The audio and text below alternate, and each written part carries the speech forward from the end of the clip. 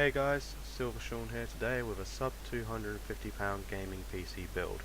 Now this build isn't really meant for 1080p gaming, but for 720p living room gaming this will be just fine, and it should still outperform the PlayStation 4 and Xbox One. Now we're going to start by getting the processor and motherboard out of the way in one go by buying an ASRock Q1900M motherboard with integrated CPU for £63. The integrated CPU is a Celeron J1900, a quad-core CPU running at 2 GHz. Now, that isn't an amazing processor, but for 720p gaming it will be just fine, and it holds up to processors like AMD's 5450 and even Intel's old Core 2 Quad series.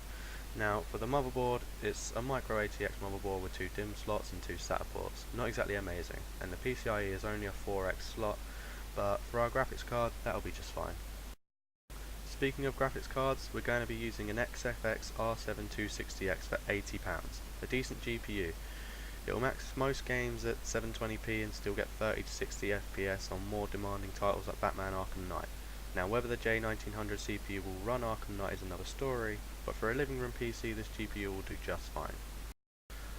For the RAM, I've picked an 8GB kit of Kingston 1333MHz RAM for £33.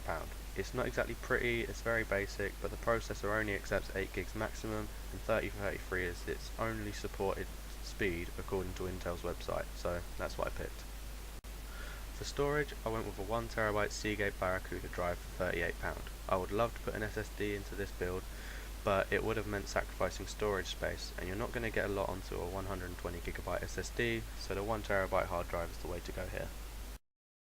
For the PSU, I went with a CIT 450W Gold Edition for £19, a generous title for a basics PSU. It's not 80 plus certified, but that doesn't matter, this build only consumes about 230 watts maximum anyway. Just make sure you plug it into a surge protector to give your opponents a little bit more protection and you'll be just fine.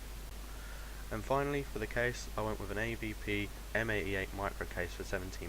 It's a cheap case, so don't expect lots of features, but it has a nice brushed metal-like finish.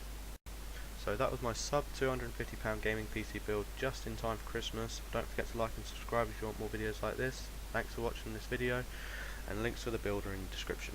Bye.